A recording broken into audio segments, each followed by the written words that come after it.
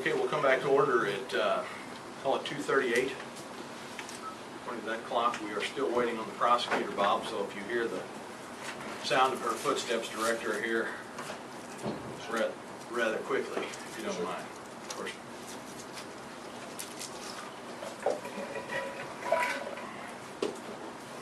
We will delve into the subject of question that has arisen as far as who needs what, who gets what is what as far as our accounting system.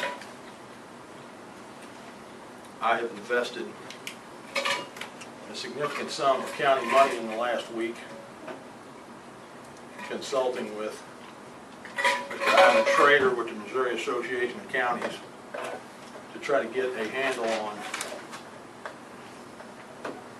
what we're doing right and what we're doing wrong, and what we're just not doing. The question is, basically the question revolves around who is the contracting party for the Encode system. I forwarded the contract to Mr. Schrader, and with beyond a reasonable doubt, the County Commission is the contracting authority with Tyler Technologies for the Encode system. That having been said, any interaction with them, that contract is with the Commission. Changes to it, additions, contracts, anything of that nature, has to come through this body.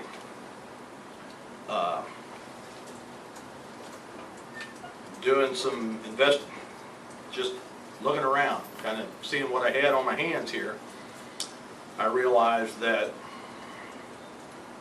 as the lead contracting official for the county, I no longer had administrative access to software that I'm responsible for. I have attempted to regain access to that unsuccessfully, which has raised the question, how much access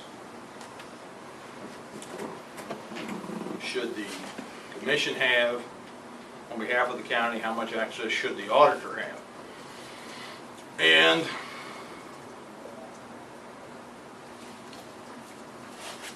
I was provided with reams and reams of information.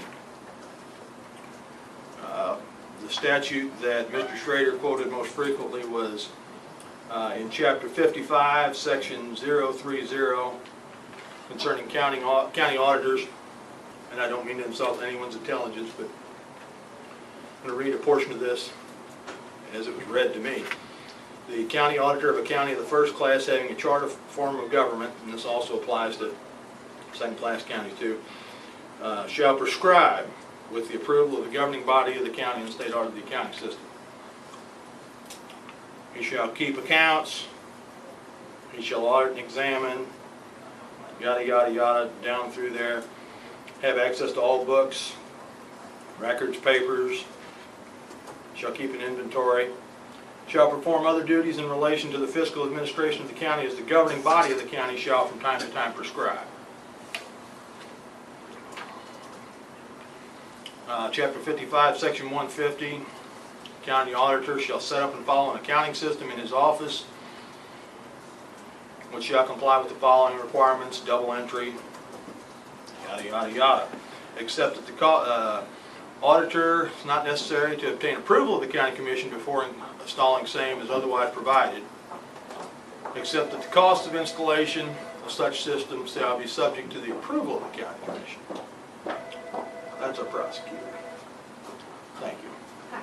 Have a seat. I'm just reviewing what Mr. Schrader has told me over the past days. In Mr. Schrader's opinion, nowhere in this statute do the words, as far as what the auditor is responsible for, the word maintain is never used. I know that's a word that has been brought up a lot. Maintain is not in there, and there's no mention of the security.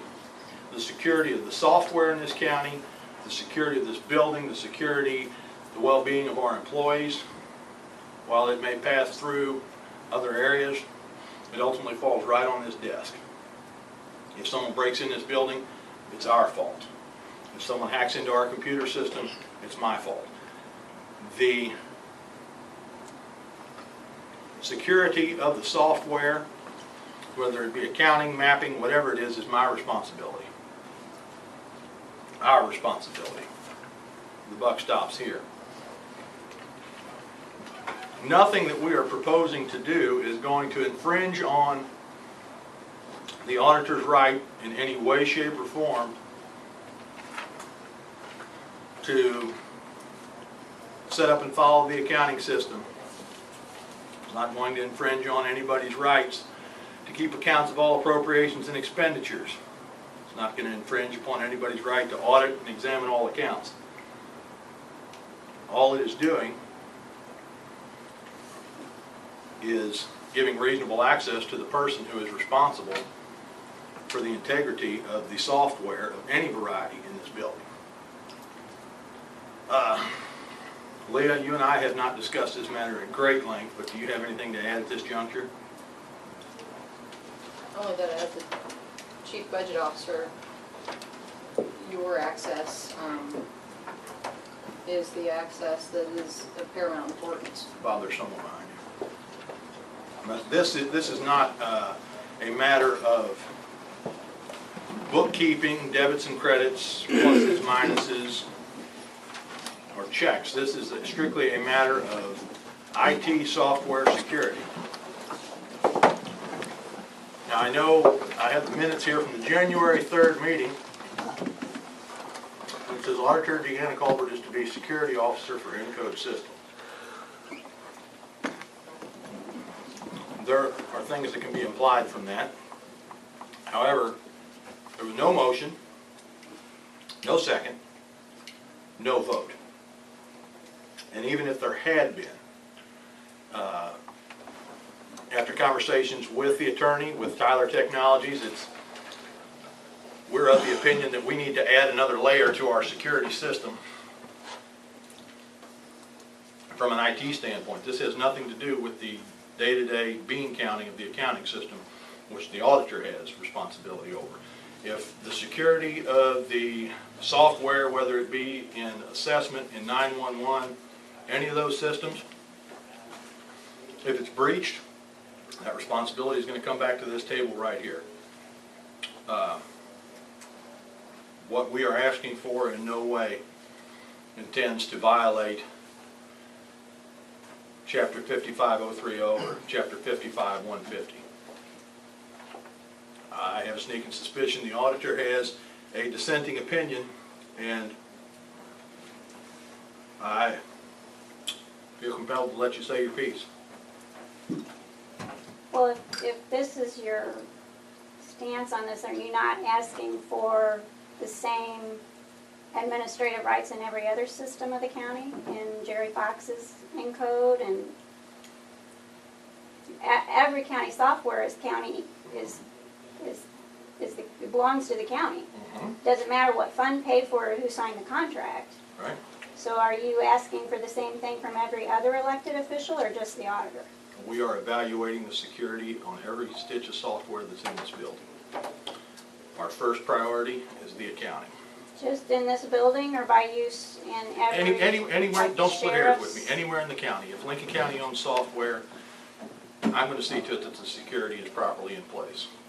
This isn't a case where I'm passing out popsicles. Well, if I don't get a popsicle, no one else should have it. This is strictly about the accounting software. And what right is now. it that you think is not secure with me having the administrative rights and being a security officer?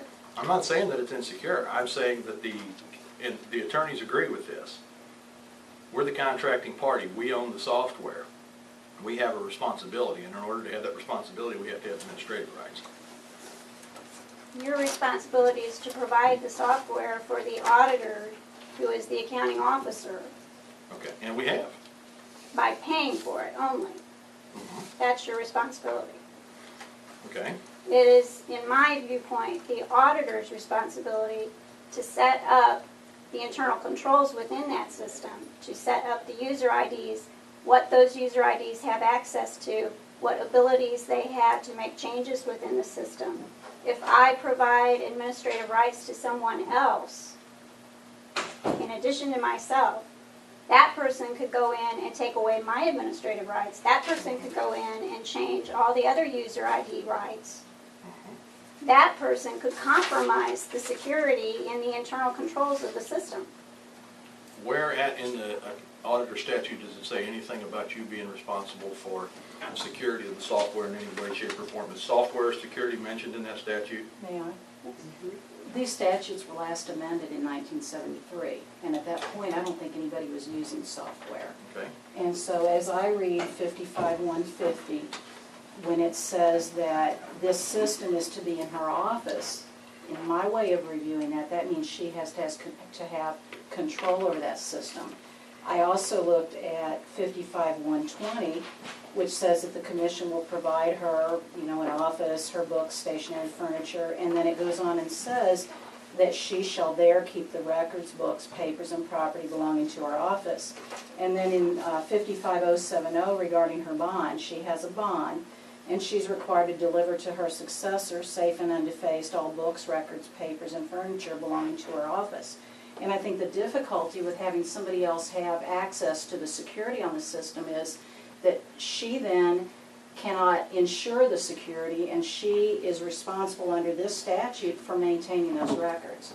I agree with you. I don't think the statute's going to use the word security because it just hasn't been updated in all these many years. The word maintained is not in there. Correct. I agree with you.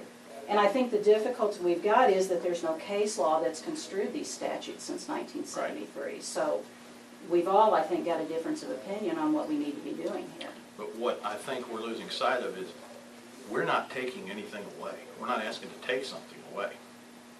But you don't want to relinquish it because you have exhibited a blatant distrust of other elected officials, particularly this commission. You don't trust us because we might take away your access. We might appoint somebody else. Playing devil's advocate, what's to stop you from giving access? Where's the check and balance to stop you from giving access to someone who doesn't need it, to overstepping your bounds? She has a bond. She can be removed from office. Right. What's to stop people from doing things that are illegal just because there's a bond? She's trying to maintain the records that she feels under statute she's required to maintain. And we're allowing her that. We have her a very expensive system. Which you're required under the statute to pay for her, and you've done. Mm-hmm. The system's in place. We can keep all the records in the world. But according to our council, because we are the contracting party, we have administrative rights. And we're not taking anything from her. I do not see the argument that we're taking anything from anybody when we're just asking to be given something. When you add more than one administrator to a computer system, you've, by nature of doing that, shared the ability to change things in the system. Mm-hmm. And put in the hands of someone who is even more responsible, has a greater level of responsibility than her. But you're not responsible Not for the accounting records though, because I'm the accounting officer. Right, you're not responsible You're for not her responsible doing for her the accounting job. records. And I'm not preventing her from doing her job. And I'm not preventing you from doing it. And you have full access to the budgets, which you need because you're the budget officer. You have read-only access to everything else. So, if you have everything you need, what's your objection to giving the contracting party? My objection is that it compromises the security of the system. Because you don't trust the commission. Well, no. She's trying to do her job. And we're not preventing her from doing her job. I wouldn't, the only other person I would trust is if I had a deputy auditor, I would give that person administrative rights. Because she would be under the same